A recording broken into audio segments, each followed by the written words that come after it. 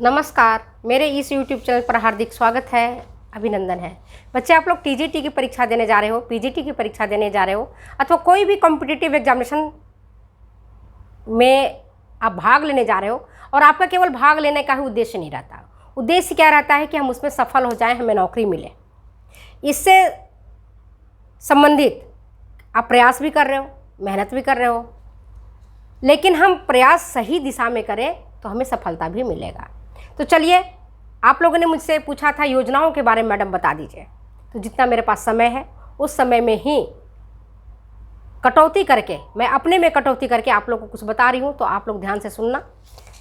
Nutrition से संबंधित कुछ क्वेश्चंस है जो आपके लिए लाइव हो, उसका आंसर भी बता दूंगी और कुछ क्वेश्चंस मैं आपके लिए छोड़ दूंगी ताकि आप भी कुछ एक्सरसाइज करो।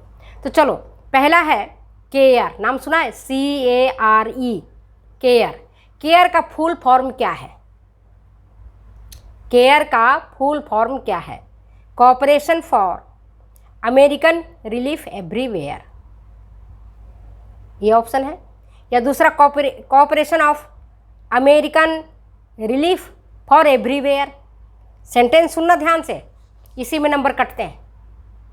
तीसरा है co participation for American rehabilitation for everywhere. और चौथा ऑप्शन है none of the above. Correct answer क्या है? केयर, CARE क्या है?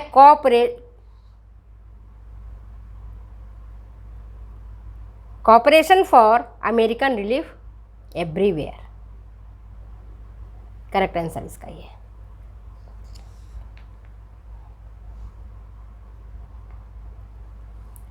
दूसरा है FCI, नाम सुना होगा, food corporation of India. Food corporation of India है क्या? नेशनल एजेंसी है, इंटरनेशनल एजेंसी है, या सोशल एजेंसी है, या इनमें से कोई नहीं है?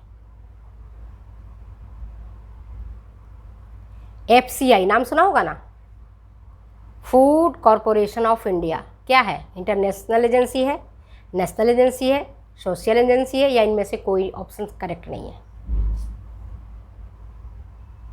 क्या है करेक्ट आंसर बताओ? FCI एक फूड कॉरपोरेशन ऑफ इंडिया। जब नाम आपको पता चल रहा है तो कौन सी एजेंसी होगी? नेशनल एजेंसी है food corporation of India, FCI। Next question है the full form of UNICEF. अक्सर आता है एग्जाम में। Full form of UNICEF, UNICEF,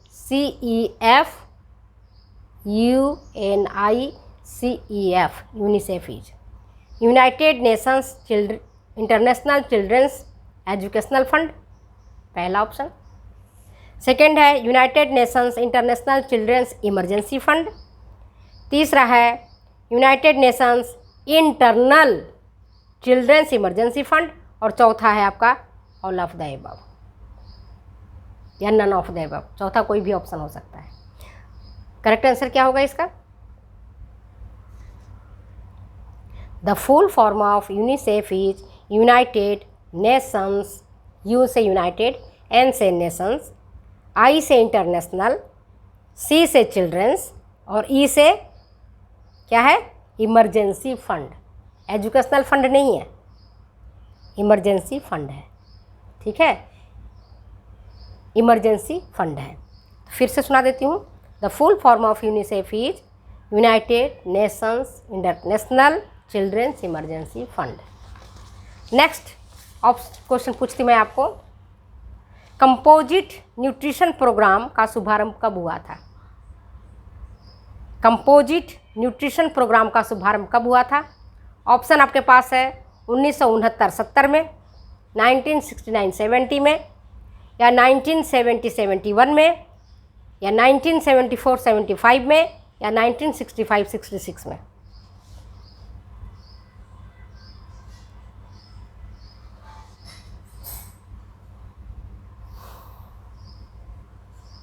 composite nutrition programme का शुभारंभ हुआ था? करेक्ट आंसर क्या है? कंपोजिट न्यूट्रिशन प्रोग्राम का शुभारंभ हुआ था 1969-70 में। इसकी शुरुआत की गई थी directorate of extension of the ministry of agriculture के द्वारा। और ये क्या है?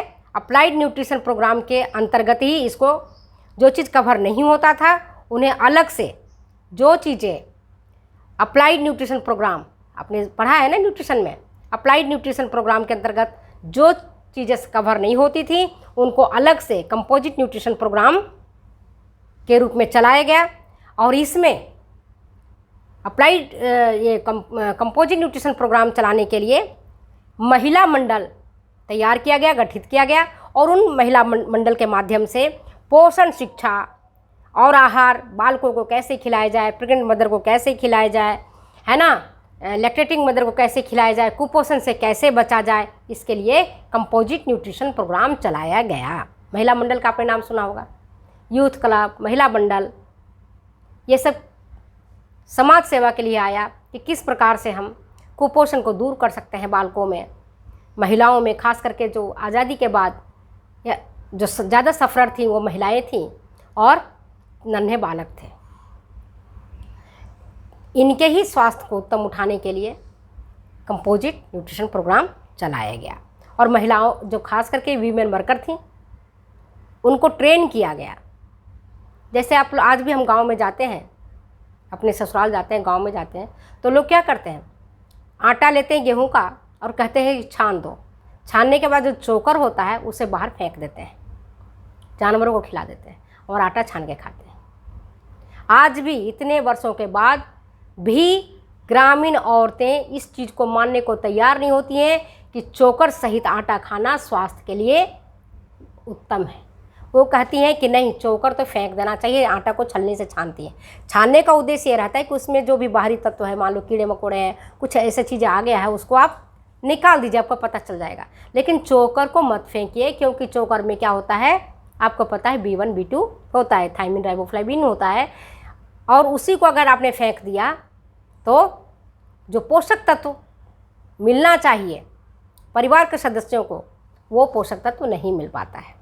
इसी प्रकार से ग्रामीण में गांव वाली जो एरिया है, ग्रामीण क्षेत्रों में मैं जाती हूँ तो देखती हूँ कि लोग सब्जियों को पहले काटते हैं फिर धोते हैं, क्योंकि उनके दिमाग में इतना बैठ गया है कि पहले तो सब्जी को काट लो फिर उसको धो। जैसे आलू है तो पहले काट लेंगी, लौकी है पहले काट लेंगी, कोई भी सब्जी है एक्सेप्ट भिंडी वगैरह को, जो मैंने लसला सा पानी वाला होता है छोड़ के, बाकी सब्जियों को मैंने जो देखा है सबको, इवन तोरू को जिसको नेनुआ आप लोग बोलते हो, लौकी को, बोरो को, जो भी सब्जियां उपलब्ध होती हैं उनको सबसे पहले वो काटती हैं और उसको बढ़िया से धोती हैं मसल के। तो उसके अंदर जो जल में घुलनशील विटामिन है वो नष्ट हो जाता है, पानी के माध्यम से बह जाता। और उनको क्या लगा कि इसमें इतनी गंदगी थी, जैसे आलू काटा उन्होंने और आलू को धो डाला, तो आलू के अंदर स्टार्च भी है, उसके साथ कुछ घुलनशील विटामिन भी है। या आपने पालक पहले ही काट लिया फिर धोया, तो उसके अंदर जो कलर आप देखते हो, पालक काटोगे, धनिया काटोगे तो हरा हरा रंग भी छूटता है, कलर भी छूटता है, तो उनको लगता है कि मैंने तो धो करके साफ़ किया। जबकि अगर आप साबुत धोओगे तो आपको एक एक गंदगी दिख जाएगी, एक एक चीज़ को आप अच्छे तरीके से साफ़ कर लोगे। तो इस तरह से पोषक तत्वों को किस तरह से कैसे बचाया जाए, कैसे खाना पकाते समय सेव किया जाए, कैसे उनको परोसते समय सेव किया जाए, इस सब के लिए ट्रेन करने के लिए क्या आहार दें, कम से कम पैसे में भी गरीब लोगों को किस तरह का भोजन उपलब्ध करवाएं, इन सारी चीज़ों के बारे में भी ट्रेनिंग महिला मंडल के माध्यम से और वीमेन वर्कर के माध्यम से कंपोजिट न्यूट्रिशन प्रोग्राम के अंतर्गत दिया गया। अब एक क्वेश्चन और है, फूड एंड एग्रीकल्चर ऑर्गेनाइजेशन का हेड क्वार्टर है, FAO नाम आपने सुना है? ये क्या है? इंटरनेशनल एजेंसी है, food and agriculture organization, FAO। इसका हेड क्वार्टर कहाँ है आपको पता होगा? ऑप्शन बता देती हूँ, रोम, ब्रिटेन, नई दिल्ली या कनाडा।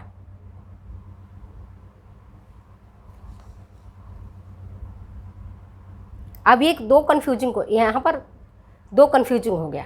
हेड क्वार्टर इसका है रोम में, इसका प्रारंभ हुआ था कनाडा में, कनाडा के क्यूबेक में, ठीक है।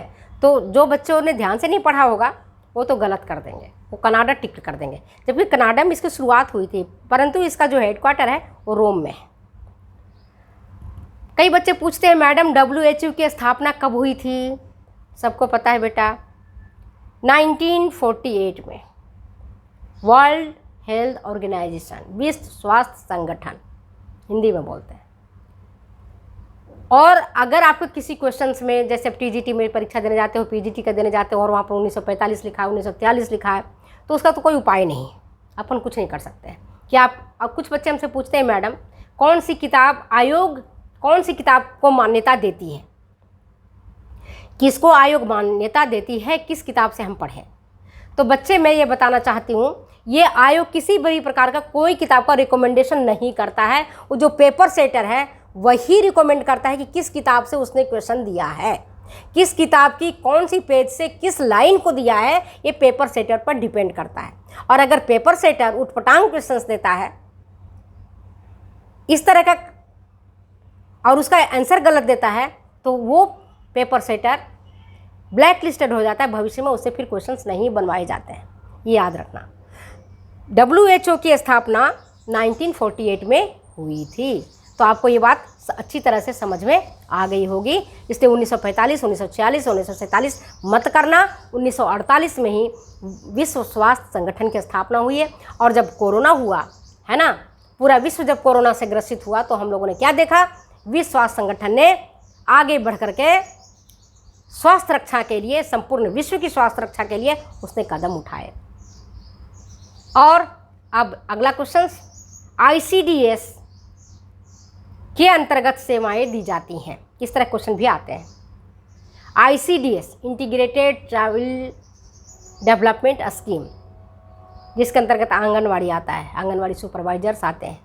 ICDS समन्वित बाल विकास योजना, इंटीग्रेटेड चाइल्ड डेवलपमेंट स्कीम। इसके लिए, इसके अंतर्गत कौन कौन सेवाएं दी जाती हैं? Non formal education, immunization, supplementary nutrition और यह उपरोक्त सभी।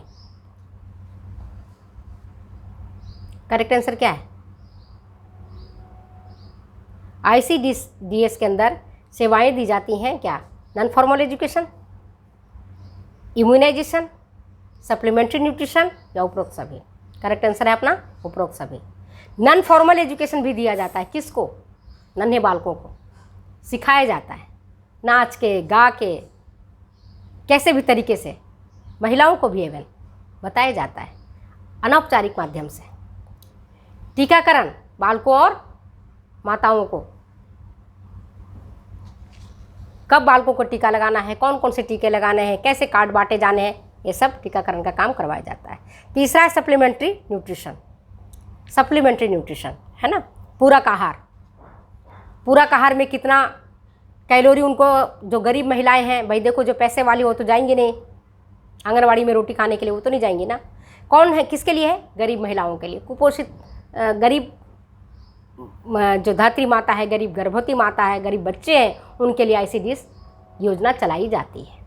आपको मालूम है, उसमें उनको पूरक आहार दिया जाता है, भुना हुआ चना दिया जाता है, पफ्ड मतलब कुरकुरे, मुरमुरे, इस तरह की चीज़ दिए जाते हैं, खिचड़ी दी जाती है, कभी उनको फ्रूट्स दिए जाते हैं खाने के लिए, है ना। वो बात अलग है कि उन तक कितनी मात्रा में पहुंचता है, लेकिन सरकारी योजना है तो कुछ तो उनके माध्यम तक पहुंचेगा, वहाँ तक पहुंचता ही है। दलिया है, खिचड़ी है, इस तरह की चीज़ें बना करके उनको दी जाती हैं। पौष्टिक लड्डू दिया जाता है पूरक आहार के रूप में, ताकि जो कैलोरी जितना चाहिए उतना उनको मिल जाए और प्रोटीन भी उन्हें मिले। नेक्स्ट है क्वेश्चन आपका, ग्वाइटर कंट्रोल प्रोग्राम चलाया गया है। ग्वाइटर कंट्रोल, घेंगा देखते हो ना कि गला में सूज जाता है, ग्वाइटर, खास करके जब आयोडीन की कमी होती है तो ग्वाइटर कंट्रोल प्रोग्राम चलाया गया है। क्या है, क्या इसके द्वारा? UNA के द्वारा, मिनिस्ट्री ऑफ हेल्थ के द्वारा, या सेंट्रल सोशल वेलफेयर बोर्ड के द्वारा, या मिनिस्ट्री ऑफ एग्रीकल्चर के द्वारा? कौन चलाया इसको? ग्वाइटर कंट्रोल प्रोग्राम चलाया गया है किसके द्वारा? ग्वाइटर क्या है? घेंघा रोग है। रोग किसके द्वारा चलाया गया है? हेल्थ के द्वारा। याद रखना, रोग किसके द्वारा चलाया जा रहा है? मिनिस्ट्री ऑफ हेल्थ, स्वास्थ्य के अंतर्गत आता है, तो हेल्थ के द्वारा चलाया गया। नेक्स्ट क्वेश्चन आपका, द रूरल हेल्थ प्लान चलाया गया है। रूरल हेल्थ प्लान, तो ये भी मिनिस्ट्री ऑफ हेल्थ के द्वारा चलाया गया है, आपको याद हो गया। ग्रामीण स्वास्थ्य योजना, ग्रामीणों के स्वास्थ्य को किस तरह से बेहतर बनाया जाए, इसके लिए योजना चलाई गई। और कौन है इसका चलाने वाला? Ministry of health. Next question आता है आपका, WHO का हेडक्वार्टर है, विश्व स्वास्थ्य संगठन का हेडक्वार्टर कहाँ है? जेनेवा, रोम, न्यूजीलैंड या न्यू दिल्ली?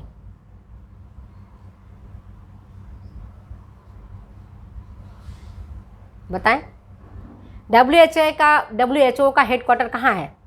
जेनेवा में, रोम में, न्यूजीलैंड में या न्यू दिल्ली में? अब ये क्वेश्चन कंफ्यूजिंग है। कई बच्चे जिन्होंने साउथ ईस्ट रीजन में पढ़ा होगा वो न्यू दिल्ली करेक्ट करके आ जाएंगे, लेकिन उसमें अगर ये लिखा रहेगा कि साउथ ईस्ट रीजन में WHO का हेडक्वार्टर कहाँ है, तब हम अपन लिखेंगे न्यू दिल्ली। लेकिन अगर गोल मेटल क्वेश्चन है ना, स्पेसिफाई नहीं किया है विश्व स्वास्थ्य संगठन का हेडक्वार्टर कहाँ है, तब आएगा जेनेवा। इस तरह क्वेश्चन पेपर सेटर देते हैं। नेक्स्ट क्वेश्चन है आपका, वो मैं बताती हूँ। स्पेशल न्यूट्रिशन प्रोग्राम चलाया गया है किसके द्वारा?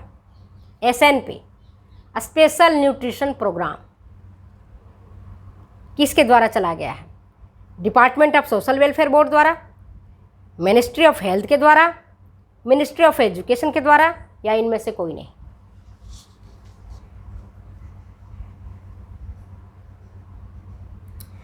Special nutritional programme department of social welfare board के द्वारा चलाया गया है, याद रख लेना।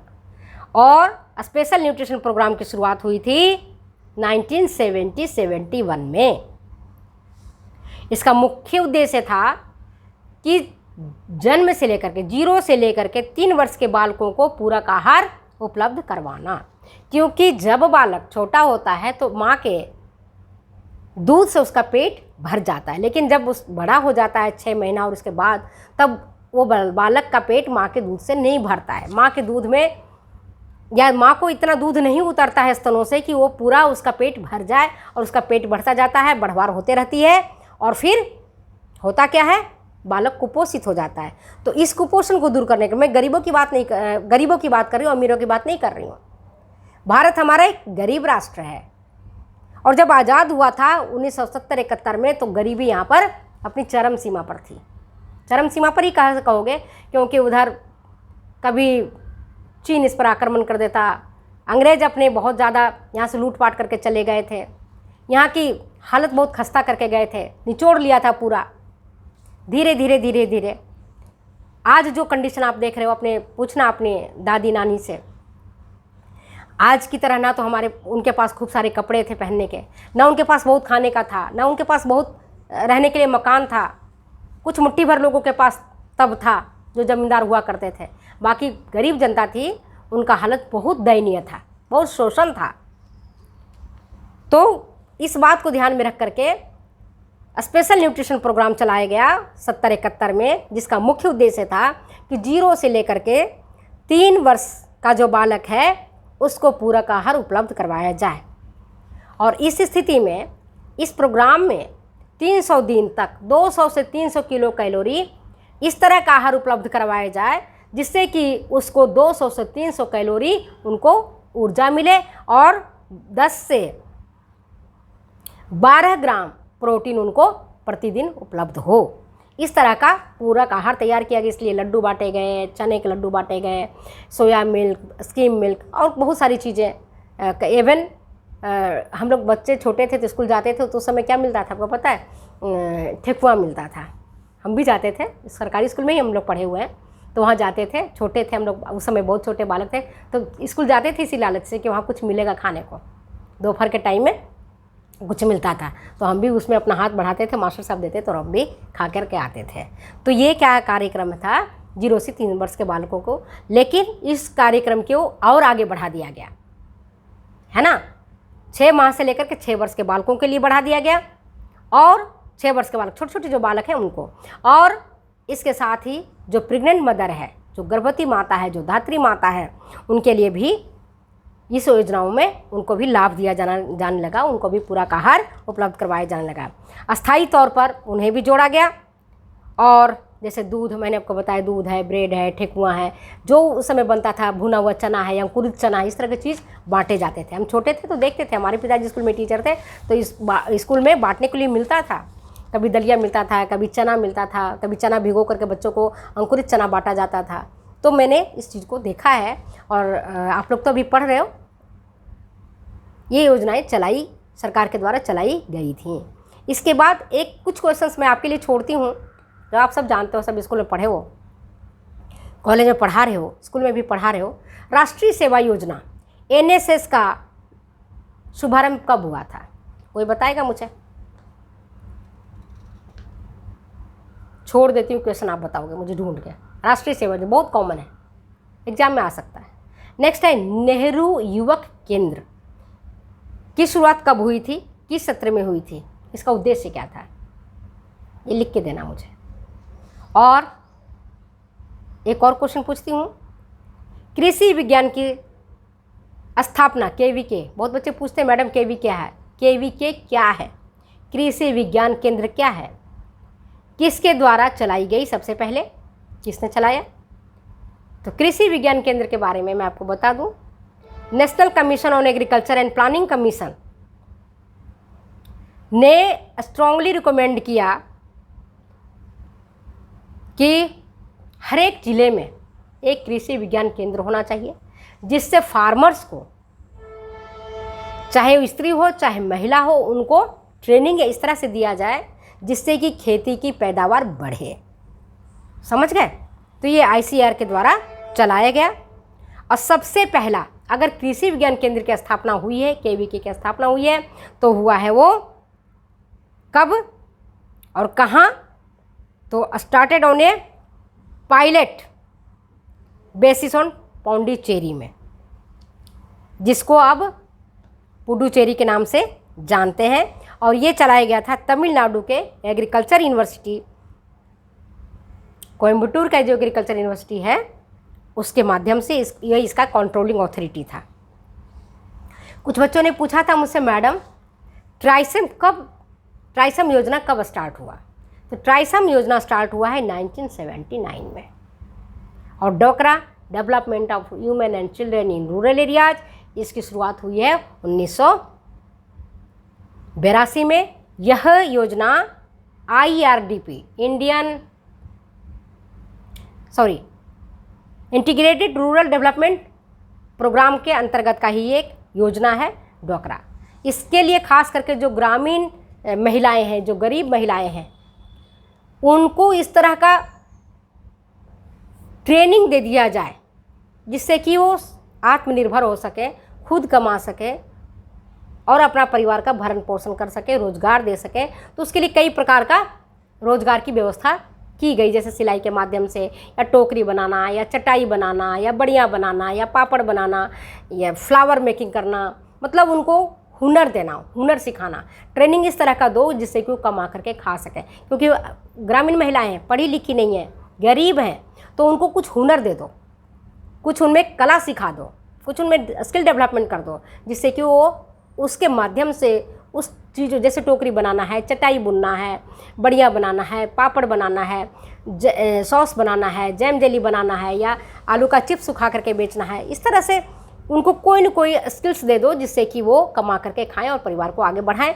तो आज मैंने आपको कई सारी योजनाओं के बारे में बताया है। तो ये योजनाएं आपको अगर अच्छी लगती हैं तो शेयर करें, कमेंट करें, सब्सक्राइब करें, और दूसरे बच्चों को भी कहें वो आपसे आपस में आप लोग बातें करें, और जहाँ कहीं प्रॉब्लम होता है उस प्रॉब्लम को सुने और समझें। जो मैंने आपको व्हाट्सएप ग्रुप दिया है, आप लोग को बनाया है, उसका मुख्य उद्देश्य है कि जहाँ कहीं भी आपकी कोई प्रॉब्लम आ रही है, जहाँ प्रॉब्लम फंस रहा है, एक दूसरे से डिस्कस करके उस प्रॉब्लम को हटा दें।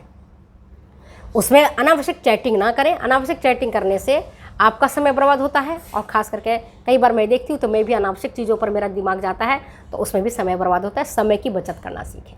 अगर आप समय की बचत करना सीखते हैं, समय को बचाते हैं, समय आपको बचाएगा। याद रखिए, अगर आपने समय को नहीं बचाया, समय आपको नहीं बचाएगा, याद रख लो। इसलिए उसमें अनावश्यक चैटिंग आप नहीं करें, काम की चीज़ें करें, और जहाँ आप फंसेंगे, जहाँ कोई प्रॉब्लम होगा, वहाँ पर मैं आपकी प्रॉब्लम को दूर करने में पूरा सहयोग करूँगी, क्योंकि मेरे पास बेटा समय कम मिलता है। कम समय में भी अपने परिवार के कटौती करके, समय में अपने स्वयं की कटौती करके, अपने भगवान की पूजा में कटौती करके आपको मैं अपना समय दे रही हूँ। तो अब मैं अपनी वीडियो को यहीं समाप्त करती हूँ, फिर मिलते हैं अगले वीडियो में। तब तक के लिए जाने की इजाज़त, बाय बाय।